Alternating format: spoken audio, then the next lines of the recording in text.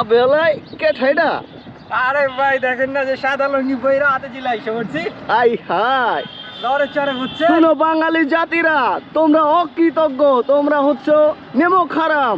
তোমরা এই আমাদের ঢাকা শহর আইসা এই যে ঢাকা শহরের মানুষদেরকে তোমরা কলঙ্কিত করো।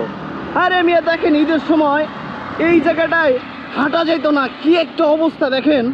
এখন এই ঈদের পরে আমার দোকানের জন্য লুঙ্গি পরে বাইরেছি, বাতাস টাতাস ঢুকতেছে বে। আচ্ছা, এই যে ঈদের পরে ঢাকা শহর এত সুন্দর একটা নীরবতা, শুনশান নীরবতা। যারা ঈদের ছুটিতে বাড়ি গেছো গা, তোমগরে কইতাছি কসম তোমগো, তোমরা ঢাকা শহর আর পারাইছো না মামা।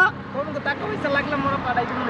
ঠিক আছে, এই ঢাকা শহরে তোমরা আইসা জ্যাম লাগাও, মারামারি লাগাও, এইটা আর আমরা দেখবার পারতাছি না।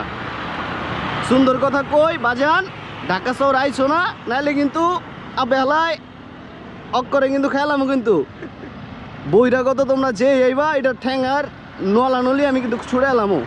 আচ্ছা সজীব ভাই, আপনি যে লুঙ্গি পরে হাতে জিলাইছেন, আপনার মানে অনুভূতি কেমন?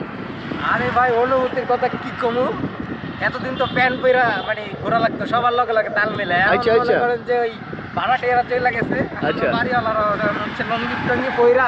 আচ্ছা, এই নিয়ে আসল কাহিনী বুঝতে পারছি। আবে হালায় এটাই ঢাকা শহরাই বা এবার কইলাম ঠ্যাঙ্গের নলা নলি একটারও ঠিক থাকবো না। তো ভিডিওটা বেশি বেশি করে শেয়ার করো, যারা বাড়ি গেছে গা এ করে মেনশন দাও। ধন্যবাদ সবাই রে।